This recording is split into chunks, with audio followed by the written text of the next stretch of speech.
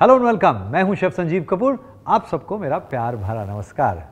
भाई, रेसिपीज़ की सोर्सेज जो है ना, अगर एक रेसिपी ढूंढो तो लाखों मिलती हैं, लेकिन रेसिपी होनी चाहिए क्रेडिबल, रेसिपी होनी चाहिए जो काम करे, रेसिपी होनी चाहिए जिससे आपको सक्सेस मिले।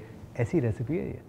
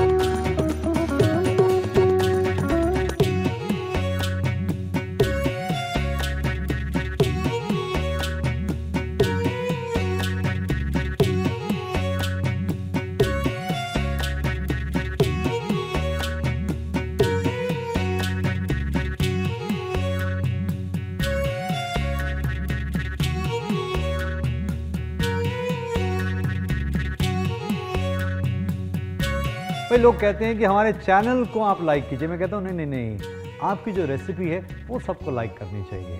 हम चाहते हैं कि आपका खाना बढ़िया बने।